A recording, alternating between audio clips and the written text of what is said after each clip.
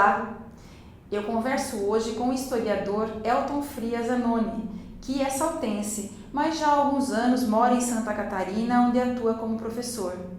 Para encurtar essa distância e matar um pouco da saudade da sua terra natal, o Elton criou e administra um grupo no Facebook que hoje já reúne mais de 5.000 fotos antigas de Salto e conta com quase 10.000 membros.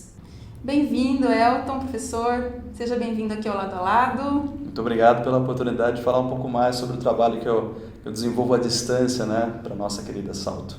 E que é um trabalho belíssimo, diga-se de passagem, porque como eu sou integrante do grupo, Fotos Antigas de Salto, eu adoro ficar olhando as fotos. Na verdade, o grupo caiu no gosto da população saltense, assim, já de cara, né?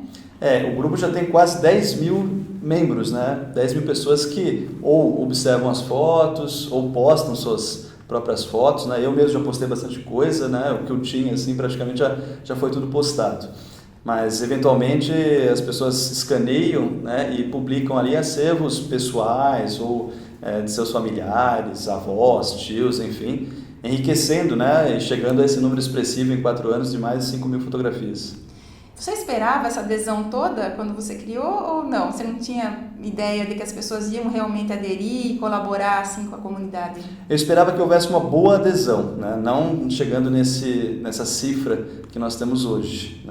E a minha ideia, na verdade, não foi uma ideia original, eu acabei copiando uma ideia de Indaiatuba. Existe um grupo de fotografias antigas também ali dos indaiatubanos, E quando eu criei, eu me inspirei nesse grupo e hoje nós temos, em termos de usuários e publicações, mais fotos do que o grupo de Indaiatuba.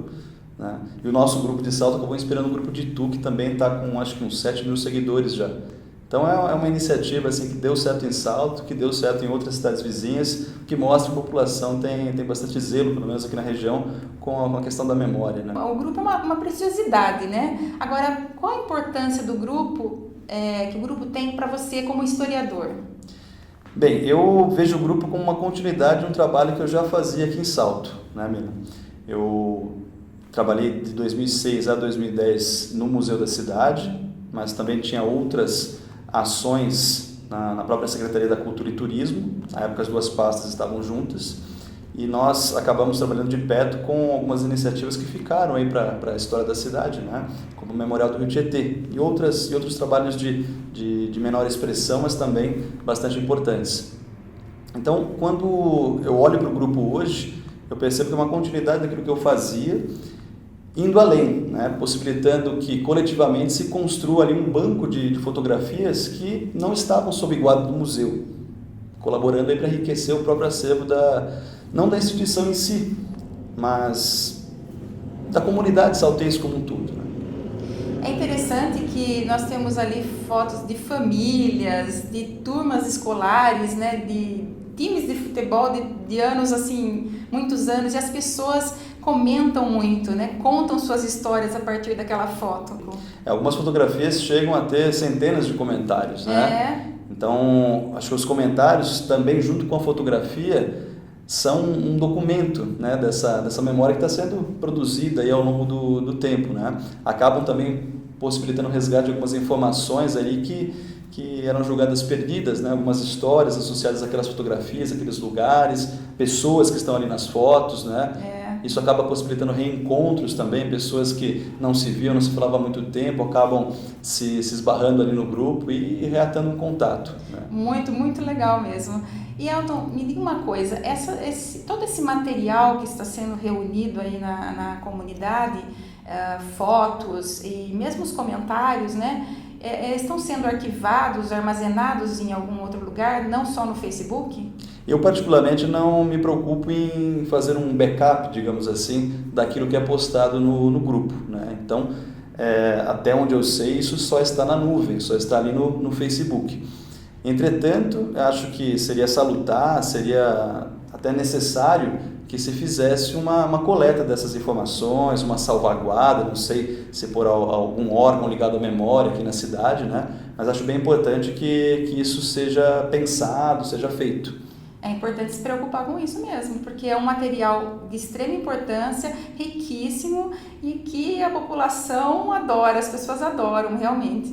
Eu acho que além das fotos também a gente poderia pensar numa forma, num mecanismo de guarda também daquilo que as pessoas comentam, né? Muitos comentários ali são no sentido de enriquecer a própria imagem enquanto documento, né? Uhum. Então acho que também, para além dos arquivos, das fotografias, né? Também se pense um pouco na preservação daquilo que as pessoas colocam lá a título de informação. Né? Exatamente. Vamos falar um pouquinho agora do trabalho que você desenvolveu aqui em Salto entre 2006 e 2010, quando era coordenador do Museu de Salto. Vários projetos, né, entre eles o Memorial do Rio Tietê. Comenta um pouquinho sobre aqueles 5 anos que você ficou como coordenador. Exato. Então, esse meu trabalho no Museu da Cidade sempre esteve associado a outros espaços para além do próprio museu, né? Então, eu me sinto como alguém que trabalhou no museu, mas produziu para fora do museu, né? Uhum. Nesses anos que eu ali estive. Então, alguns projetos bem interessantes assim foram desenvolvidos, como o próprio Memorial do Rio Tietê, né, que eu acho que é o mais importante deles nesses anos que eu estive ali.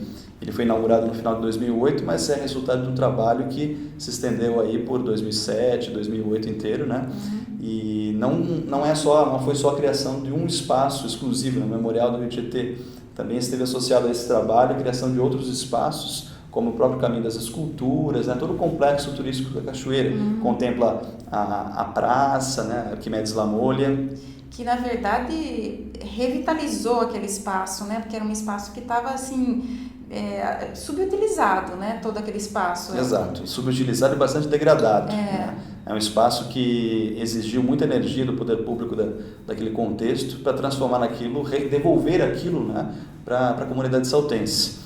E a própria questão da Ponte Pênsil, ali, o acesso e tal, que hoje, infelizmente, não está possibilitado, né? A gente torce porque num futuro breve isso seja realinhado e, novamente, aquele espaço seja encarado como um espaço, quase como uma sala de visitas para a cidade de Salto.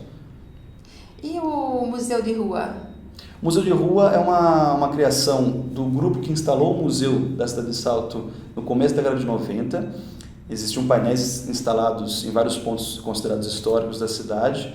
Isso, ao longo da década de 90, foi se deteriorando, né? As administrações não foram recolocando aqueles painéis. E só em 2005, 2006, a gente foi restaurando alguns e... Esses painéis. Exatamente. E restituindo esse museu de rua, né? Não foi uma criação nossa, a gente só, na verdade, resgatou uma ideia lá do início da década de 90. Instalamos, é claro, painéis em locais que eles não existiam no museu de rua original, mas não foi uma ideia nossa, né? A gente só resgatou um projeto da década de 90. E o Circuito da Memória? O Circuito da Memória nasceu de uma necessidade de criar alguma situação nova ali para o cemitério, né? Estava o cemitério sofrendo com depredações, né, constantes e tal. Então, para além do sistema de vigilância, o que poderia ser criado para aquele espaço ser um pouco mais respeitado, né? A gente então pensou em evocar algumas personalidades que ali estão sepultadas, né? O Cemitério da Saudade, ele é de 1903. É o cemitério mais antigo de Salto, só que não é o primeiro da história. O primeiro era na Praça 15, né? Exato, onde hoje é a Praça 15, foi o primeiro cemitério de Salto, instalado em 1890 ali, existiu até 1952. Muitas das sepulturas que estão no cemitério hoje, foram trasladadas do cemitério da Praça 15 para esse cemitério da Vila Nova, né? Então ali a gente criou, né, um circuito, né, que percorre algumas sepulturas e personalidades significativas para a história saltense. Então tem ali figuras políticas, tem professores que marcaram época, religiosos, né? Tem questões como a da comunidade italiana, tem sepulturas ali com inscrições em língua italiana, médicos que se destacaram na Salto do começo do século XX, como o Dr. Viscardi.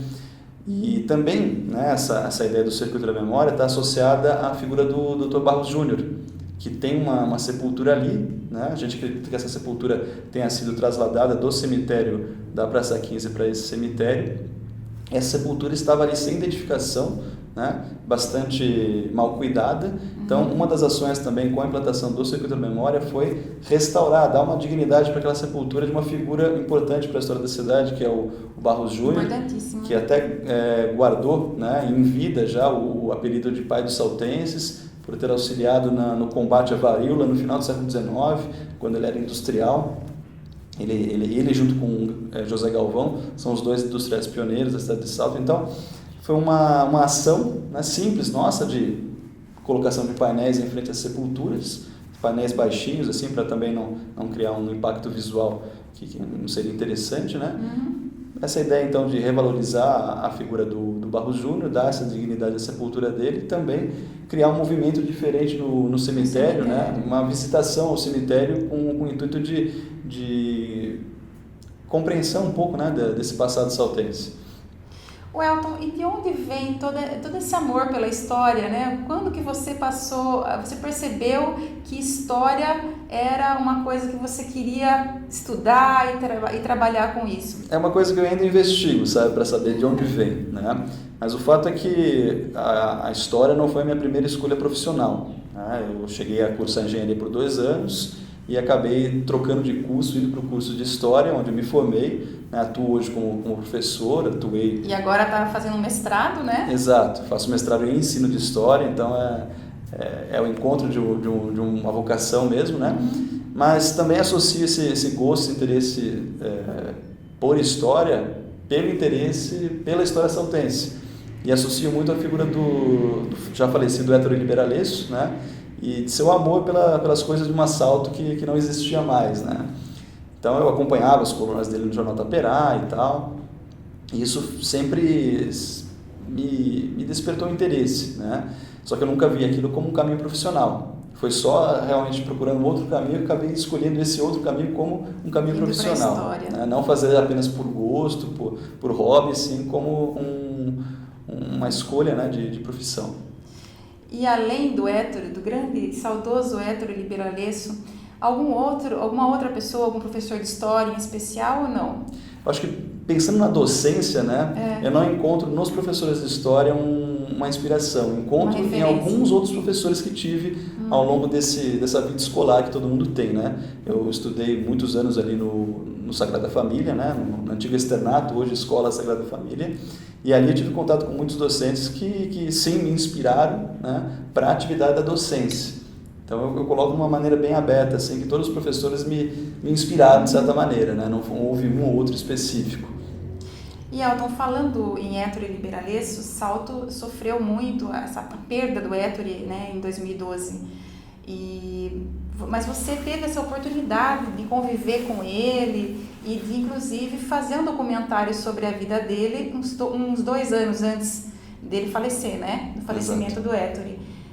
Como é que foi isso? Como é que foi essa convivência com a pessoa que inspirou você na história aí? Apesar de ter esse grande carinho por ele, eu não convivi muito com ele, né? Eu só passei a conviver com ele na medida em que eu fui trabalhando ali no museu e procurando a ajuda dele para algumas situações, né? Recorrendo aos textos dele. E em 2010, ele já estava com 90 anos, né?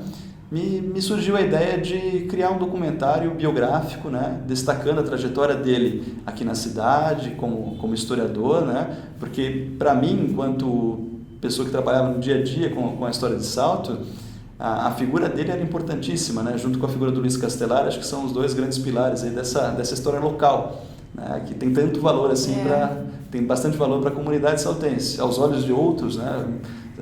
Fora de Salto, isso pode ser uma coisa tão sem sentido, tão sem importância, né? Mas para a comunidade saltense acho que é de grande relevância. E se hoje a gente tem esse gosto pela história local, assim, isso é valorizado e a gente sente isso ali no grupo de fotos antigas, né? Acho que isso é muito resultado do trabalho abnegado, né, desses 2, do Luiz Castellari e do Héctor Oliveira Lesso. Não eram historiadores de profissão, mas fizeram esse trabalho de preservação da memória com grande habilidade, né, e com grande amor. Acho que eles são figuras que inspiram não só a mim, mas a muitos que conviveram com ele, especialmente a figura do seu Héctor, né, que digamos, teve uma vida mais longa, né, o Héctor faleceu com 92 anos, se eu não me engano, o Luiz Castellari ele faleceu com 47, acho que ele é de 1901, morreu em 48, ele morreu com 47 anos, então ele não curtiu muito daquilo que ele produziu, né? Inclusive o livro que nós temos dele hoje é um livro publicado pós-morte, é um livro de 1971, que ele escreveu ali na década de 40, que só virou livro em 71. Né? Então acho que são figuras relevantes assim, para pensar o passado local.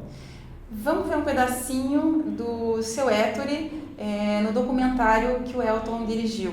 Naqueles tempos, o padre João Couto tinha uma influência muito grande na cidade. Ele fundou aqui a Liga Eleitoral Católica. Então fez um programa lá de 20, 50 pontos, todos que foram candidatos a prefeito e a vereador, que queriam não ser combatidos pela igreja, aderiu e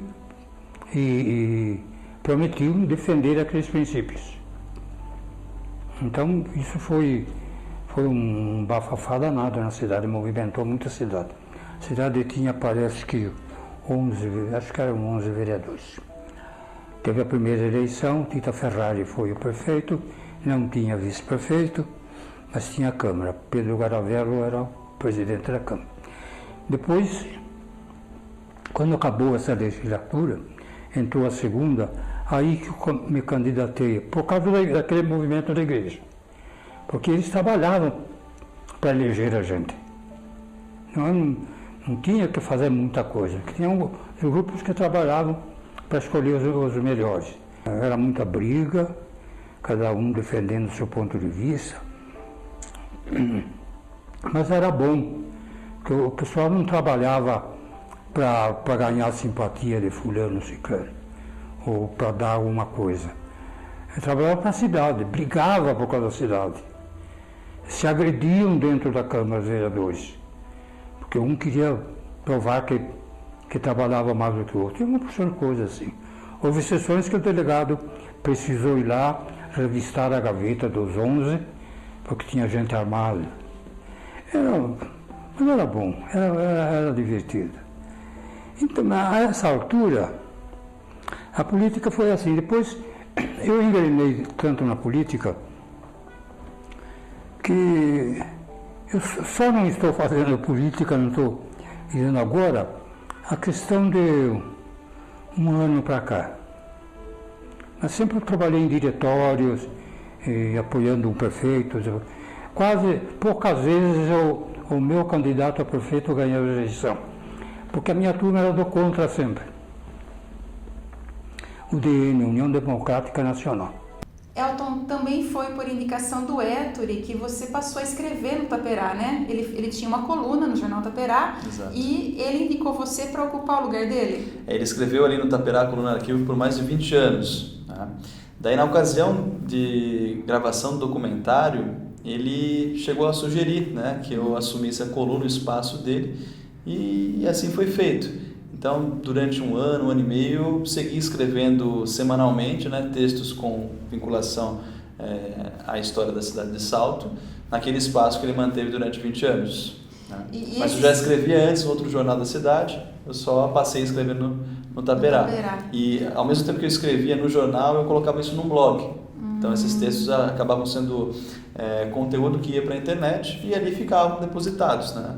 Daí, um rapaz que foi fazer um serviço para a prefeitura de trabalho com a memória, né? Isso já quando eu tinha saído daqui da cidade, já estava vivendo lá em Florianópolis. E ele, buscando na internet pela história de Salto, acabou se deparando com o meu blog. Daí ele queria escrever um livro sobre a história da cidade, falou: olha, eu vou publicar o teu blog em formato de livro. Né? Que aí saiu leitura Aí saiu esse livro. Né? Que legal. Que inclusive eu disponibilizo na internet na íntegra. Né? Então, quem quiser, o livro impresso não tem mais, né? Foi uma tiragem baixa que foi feita, mas ele está ali disponível em várias fontes ali na internet. E dá o endereço do seu blog, então? É historiasalto.blogspot.com. Elton, Luiz Castellari e Ettore foram os grandes guardiões aí da memória saltense. Você se orgulha de poder dar continuidade a esse legado?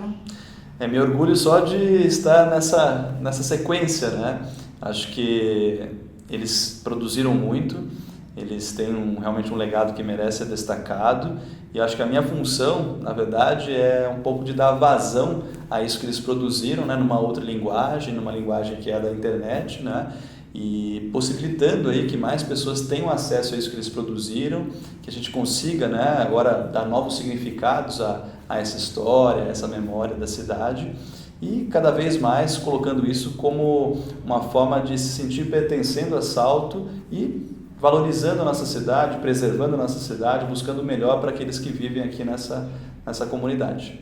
Elton, muito obrigada pela sua presença aqui no Lado a Lado, né, por você ter achado um espacinho aí na sua agenda, veio visitar a família, né, uma vizinha rápida para a família, aproveitou passar aqui para dar uma entrevista no Lado a Lado. Muito obrigada mesmo, viu? Eu que agradeço, é um grande prazer estar aqui. Obrigada mesmo. E obrigada a você que acompanha aqui o Lado a Lado. Se você gosta, curta, comente, dê um like, inscreva-se no nosso canal. E se você quer me escrever, é ladoaladocomirna@uol.com.br. A gente se vê no próximo. Tchau!